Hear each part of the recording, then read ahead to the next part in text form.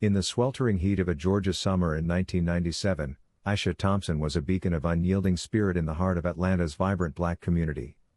At 25, she carried the weight of her ancestors' resilience in every step, her dark curls framing a face etched with determination and quiet grace.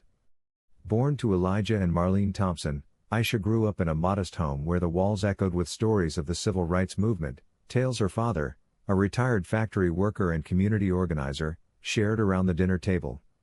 Elijah had marched alongside Dr. King in Selma, his voice a thunderous call for justice that inspired Aisha to pursue journalism at Spelman College. She dreamed of exposing the shadows that still lingered over black lives, the subtle and overt discriminations that choked opportunities and silenced voices. But dreams, as Aisha would learn, could be fragile in a world that often viewed black ambition as a threat. That fateful evening in July, Aisha had been working late on an investigative piece for a local black-owned newspaper. Her article delved into the rising disappearances of young black women in the city, cases dismissed by authorities as runaways or drug-related mishaps, despite families' pleas for thorough investigations. These aren't coincidences, she had confided to her best friend, Lena, over a hurried phone call. There's a pattern here, tied to poverty, policing, and something darker. I can feel it. Lena urged caution, but Aisha's courage burned brighter than fear. She left the office under a canopy of stars, her notebook tucked under her arm, promising her parents she'd be home for Sunday dinner. Elijah, with his weathered hands and eyes that held the wisdom of survival, kissed her forehead. Stay vigilant, baby girl. The world ain't kind to those who shine too bright. Those were the last words he spoke to her. The next morning, Aisha was gone. Her apartment showed no signs of struggle, no broken locks, no scattered belongings, just an eerie silence that swallowed the family's hope. Marlene, a schoolteacher whose gentle strength had nurtured generations of black children, collapsed in grief when the police arrived. She's not the type to just vanish, she insisted, her voice trembling. But the officers, two white men with badges that gleamed like indifferent shields, shrugged it off.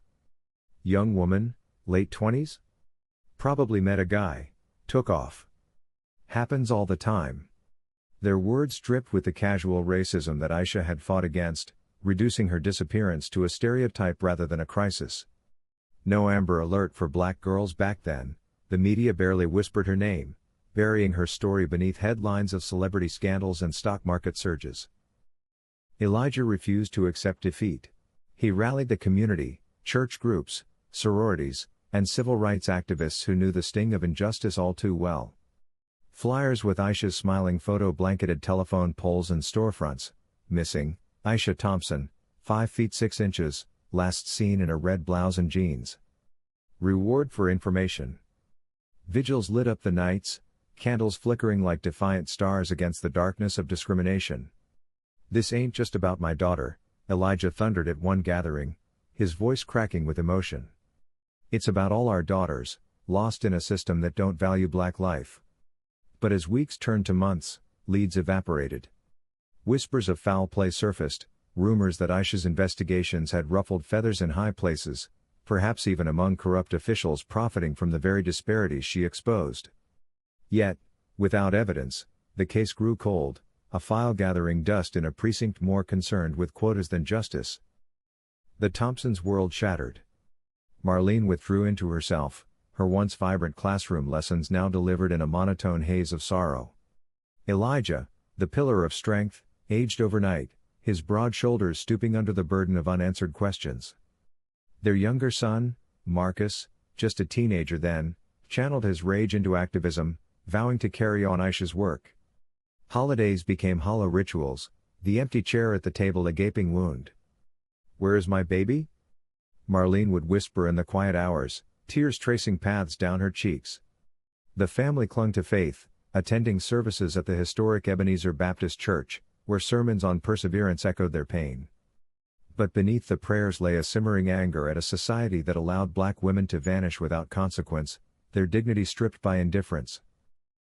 Years blurred into a tapestry of unresolved grief. By 2005, Elijah had suffered a heart attack, his body weakened by the relentless search. He recovered, but the fire in his eyes dimmed. Marcus married and had children, naming his firstborn daughter Aisha in homage, teaching her stories of her aunt's bravery. Marlene found solace in support groups for families of the missing, connecting with other black mothers whose losses mirrored her own, victims of a justice system riddled with bias. "We fight because we must," she told them, her voice regaining a sliver of its former power. "Our dignity demands it?" Still, the void persisted, a silent scream in their lives. Unbeknownst to them, Aisha was alive, trapped in a nightmare forged by the very forces she had sought to unmask. That night in 1997, as she walked home, a van had screeched to a halt beside her. Strong arms pulled her in, a cloth pressed to her face muffling her cries. She awoke in chains, in a dingy basement far from Atlanta, part of a human trafficking ring that preyed on vulnerable black women. The ringleaders, a network of predators shielded by corruption and racial apathy, sold her into forced labor on a remote farm in the Midwest. "You're nothing now," one sneered, his words a venomous echo of societal disregard. Aisha's days became a blur of backbreaking toil under the sun, her nights haunted by memories of home.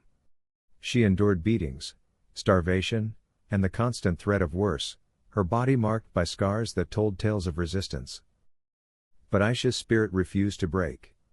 She whispered prayers in the darkness, recalling her father's lessons on courage. "Dignity ain't given, it's claimed," Elijah had said. She plotted escapes, learning the guards' patterns, biding her time. Attempts failed, punished with isolation, but each failure fueled her resolve. Over the years, she bore witness to other women's stories, sisters in suffering, their black lives devalued and discarded. In stolen moments, she shared tales of hope, igniting sparks of rebellion. By 2010, she had been moved to another location, her identity erased, but her mind sharpened by survival. She clung to thoughts of her family, imagining their lives, drawing strength from the pride they instilled in her. As decades passed, Aisha aged in captivity, her once youthful features lined with wisdom born of pain. The world outside evolved, Obama's presidency brought fleeting hope, Black Lives Matter rose as a clarion call, but inside, time stood still. In 2023, a raid on a nearby operation weakened the ring's grip. Seizing the moment, Aisha escaped under cover of night, her feet bare against the cold earth, running toward freedom. Weak, disoriented, she hitchhiked south, piecing together fragments of the life she lost. News of her father's impending death reached her through a kind stranger's radio. Elijah Thompson, civil rights veteran, had passed after a long illness. The funeral was set for the next day in Atlanta. With nothing but rags and resolve, Aisha pressed on, her barefoot journey a testament to unbreakable will. The church bells tolled mournfully on that crisp autumn day in 2024, as mourners gathered at Ebenezer Baptist to bid farewell to Elijah Thompson. At 89, he had lived a life of quiet heroism, his final years marked by advocacy for missing persons' families, a cause born from his own heartache. The sanctuary overflowed with black excellence, activists, politicians, and community leaders paying homage to a man whose dignity never wavered. Marlene, now frail but elegant in her black dress, sat flanked by Marcus and his family, her eyes misty with memories. "He never stopped believing she'd come home," she murmured to her granddaughter, little Aisha, who clutched a faded photo of her namesake. The service unfolded with hymns that soared like prayers for justice, speakers recounting Elijah's battles against discrimination, his unyielding pursuit of equality. As the eulogy reached its crescendo, a murmur rippled through the crowd. The heavy wooden doors creaked open, and a figure stumbled in, disheveled, barefoot, her gray-streaked hair wild, her clothes tattered like relics from another era. Gasps echoed as eyes turned toward her. Aisha Thompson, the ghost of 27 years past, stood in the aisle, her gaze locked on the casket. Time had etched lines of suffering on her face, but the fire in her eyes remained, a blaze of courage undimmed. "Daddy," she whispered, her voice hoarse from disuse, carrying across the stunned silence. Marlene rose first, her cane clattering to the floor, recognition dawning like a sunrise after endless night. "Aisha? My God, Aisha." The word ignited chaos, sobs, shouts, arms reaching out as the family rushed forward. The reunion was a storm of emotions, raw and profound. Aisha collapsed into her mother's embrace, the scent of Marlene's perfume a bridge to lost childhood. "I never stopped fighting, Mama," she choked out, tears mingling with dirt on her cheeks. Marcus enveloped them both, his broad frame shaking with disbelief. "Sis. How? We thought." Words failed, replaced by the language of touch, of held breaths released in relief. The congregation watched in awe, whispers of miracle blending with the organ's somber notes. But beneath the joy lay the gravity of what had been stolen, the years, the dignity, the justice denied. In the days that followed, Aisha's story unraveled like a long-suppressed truth, shaking the foundations of Atlanta and beyond. She recounted her abduction, the trafficking ring that had ensnared her, exploiting black women's invisibility in a system rife with bias. "They targeted us because they knew the world wouldn't look too hard," she said in her first interview, her voice steady despite the tremor of trauma. Journalists, many inspired by her long-ago work, dug deep, uncovering links to corrupt officials who had turned blind eyes for profit. Investigations reignited, arrests followed, a reckoning that echoed the calls for justice Aisha had championed in 1997. Black Lives Matter activists rallied around her, amplifying her voice as a symbol of resilience against discrimination. Healing came in waves, laced with pain. Aisha reunited with her extended family, meeting nieces and nephews who knew her only as legend. She walked barefoot no more, but the scars on her soles reminded her of the path to freedom. Therapy sessions unearthed buried horrors, but also unearthed pride, in surviving, in returning with her head held high. "I lost years, but not my soul," she told Marlene during quiet evenings on the porch, where they sipped tea and shared silences filled with understanding. Elijah's grave became a place of pilgrimage, Aisha laying flowers there, whispering thanks for the courage he instilled. "You taught me to stand tall, Daddy. Even in chains, I did." The family's bond, forged in fire, emerged stronger. Marcus, now a civil rights lawyer, filed suits against the perpetrators, seeking not just compensation but systemic change, reforms in missing persons protocols, anti-trafficking measures tailored to protect black communities. "This is for Aisha, for Dad, for all of us," he declared at a press conference, his sister's hand in his. Marlene, revitalized by her daughter's return, spoke at events, her story a testament to maternal endurance. "Discrimination tried to break us, but dignity prevails," she said, her words stirring audiences to action. Aisha herself became a force of resolution, founding a foundation for survivors of trafficking, focusing on black women's stories often overlooked.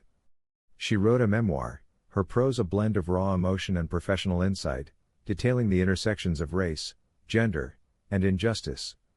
"Vanishing isn't fate, it's failure, of society, of systems that devalue us," she penned, her narrative engaging readers with vivid recollections that humanize the statistics. Speaking engagements filled her days, her barefoot entrance at the funeral now lore, a symbol of triumphant return. Yet, in private moments, she grieved the lost time, the weddings missed, the grandchildren unborn, the simple joys erased. As 2025 dawned, Aisha stood before a crowd at the National Museum of African American History and Culture, her voice resonant with the pride of her people. "I walked into that funeral barefoot, but I walked out whole, because courage doesn't need shoes, it needs conviction." Applause thundered, a chorus of affirmation for Black lives reclaimed. In her story, the audience found mirrors of their own struggles, inspirations for justice, and the unassailable truth that dignity, once claimed, can never be fully stripped away. Aisha Thompson had vanished, but she returned not as a victim, but as a victor, her legacy a stirring call to honor, protect, and uplift the resilient spirit of Black existence.